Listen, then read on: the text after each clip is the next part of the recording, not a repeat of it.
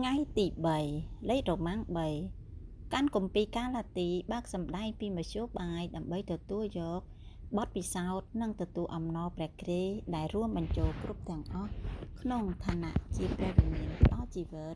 ដែលរួមបញ្ចូលគ្រប់ទាំងអស់គឺជាការសរុបរួមគ្រប់ទាំងព្រះពរនៃដំណឹងល្អដ៏ពេញលេញរបស់ព្រះកមធ្យោបាយដើម្បីទទួលយកបទពិសោធន៍និងទទួលអំណរព្រះគ្រីស្ទដែលរួមបញ្ចូលគ្រប់ទាំងអស់ក្នុងឋានៈជាព្រះវិញ្ញាណផ្ដល់ជីវិតដែលរួមបញ្ចូលគ្រប់ទាំងអស់គឺដោយការបើកសម្ដែងរបស់ព្រះអំពីព្រះគ្រីស្ទនៅក្នុងយើងរស់ជាជីវិតគ្រីស្ទានយោងតាមព្រះគ្រីស្ទដែលយើងបានមើលឃើញ1គ្មានអ្វីដែលធ្វើឲ្យព្រះសពហាតីជាជាងការបើកសម្ដែងពីការបើកសម្ដែងពីបុគ្គលដ៏មានព្រះជន្មរស់នៃព្រះជាបុត្រារបស់ព្រះនៅក្នុងយើងនោះទេ2យើងកាន់តែទទួលបានបើកសម្ដែងពីព្រះជាបុត្រានៃព្រះ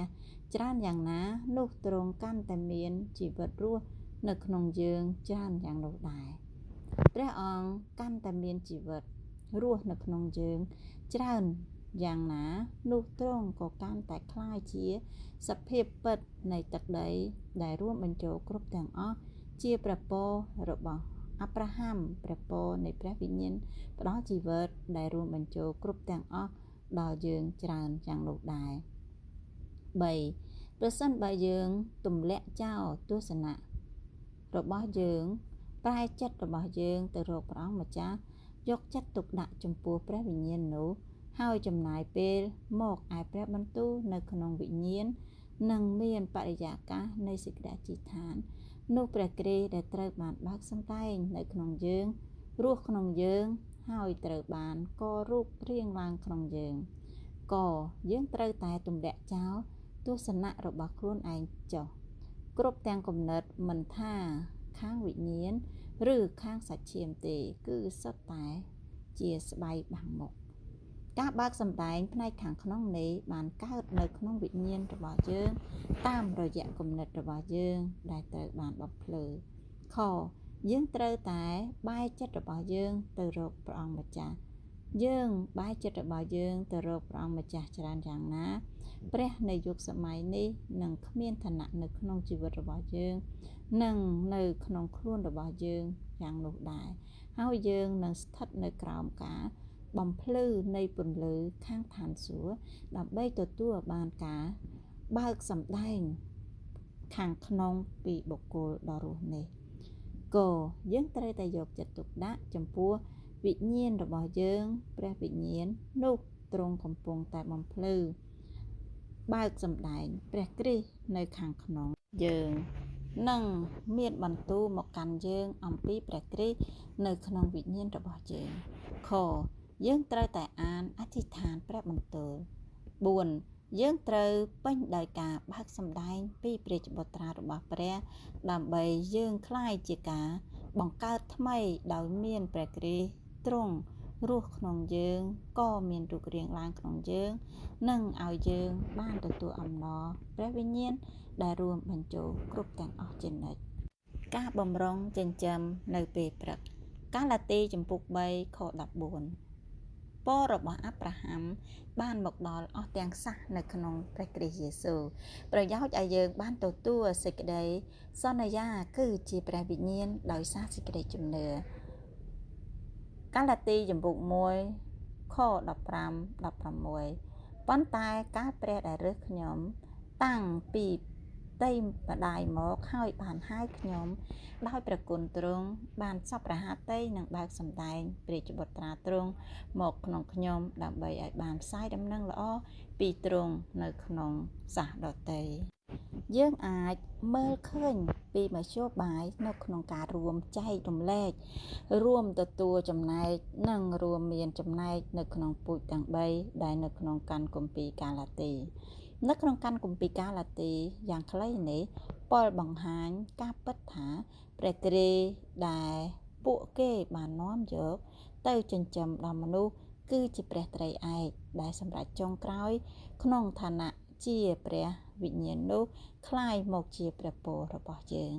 ព្រះពរនៅក្នុងដំណឹងល្អរបស់ព្រះគឺព្រះត្រីឯងដែលសម្រេចចុងក្រោយคล้ายជាព្រះវិញ្ញាណដែលសម្រេចចុងក្រោយមធ្យោបាយដើម្បីទទួលយកបទពិសោធន៍និងទទួលអំណរព្រះគ្រីស្ទដែលរួមបញ្ចូលគ្រប់ទាំងអស់ក្នុងឋានៈជាព្រះវិញ្ញាណផ្ដល់ជីវិតដែលរួមបញ្ចូលគ្រប់ទាំងអស់គឺជាការសរុបរួមគ្រប់ទាំងព្រះពរនៃដំណឹងល្អដ៏ពេញលេញរបស់ព្រះតាមរយៈការបើកសម្ដែងរបស់ព្រះអំពីព្រះគ្រីស្ទនៅក្នុងយើងអំណានថ្ងៃនេះអស់អ្នកដែលបានកើតជាថ្មីហើយបានសង្គ្រោះយ៉ាងពិតប្រាកដអាចធ្វើទីបន្ទាល់បានថាចាប់តាំងពីពេលដែលពួកគេបានឮដំណឹងល្អមានការបើកសម្ដែងមួយបានកើតឡើងនៅក្នុងពួកគេបន្ទាប់ពីពួកគេបានឮដំណឹងល្អរូបភាពនៃអង្គបុគ្គលមួយដែលជាព្រះយេស៊ូវចាប់ផ្ដើមបំភ្លឺនៅក្នុងពួកគេយើងមិនគ្រាន់តែឮអ្វីមួយប៉ុណ្ណោះទេប៉ុន្តែយើងក៏បានឃើញអ្វីមួយនៅខាងក្នុង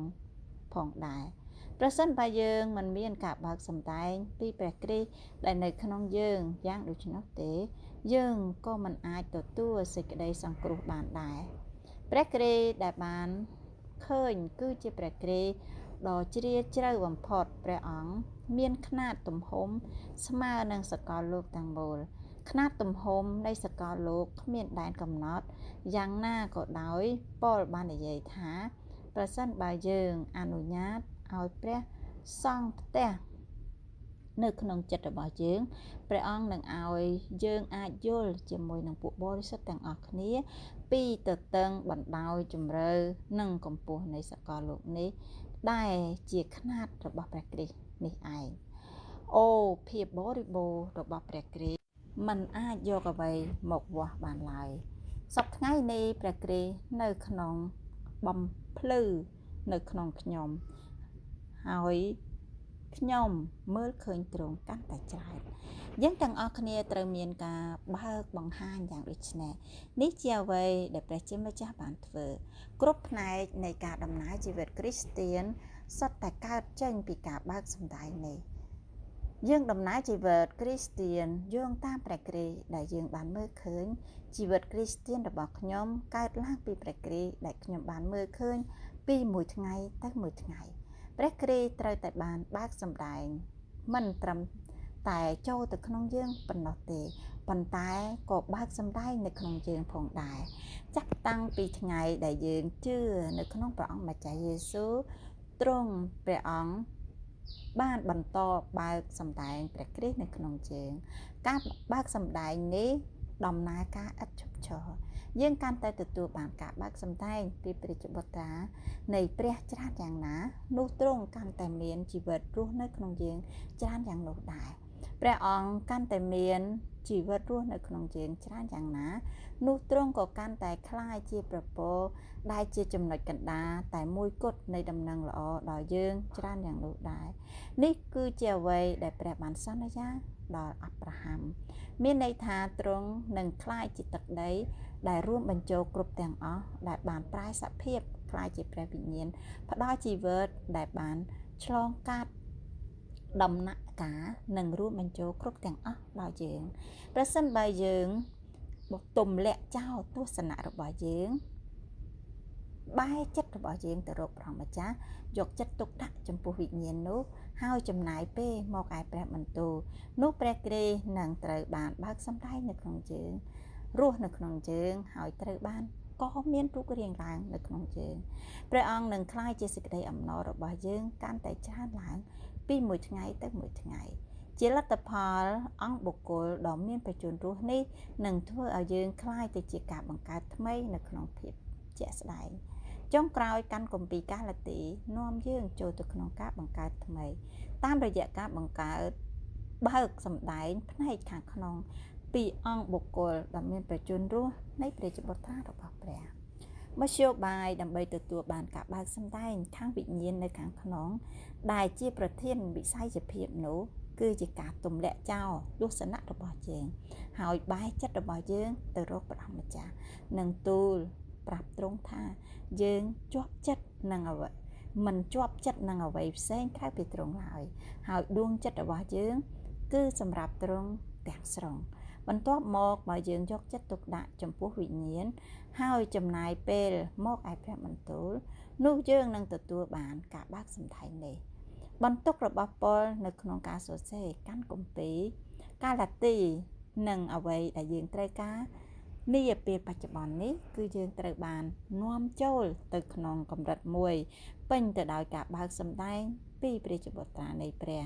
ហើយដោយព្រោះយើងមានព្រះគ្រីស្ទដំណើរជីវិតរស់នៅក្នុងយើងក៏មានរូបរាងឡើងនៅក្នុងយើងហើយយើងបានទទួលអំណរព្រះវិញ្ញាណដែលរួមបញ្ចូលគ្រប់ទាំងអស់ជាប់ជានិច្ចការនេះនឹងធ្វើឲ្យយើងคล้ายជាការបង្កើតថ្មី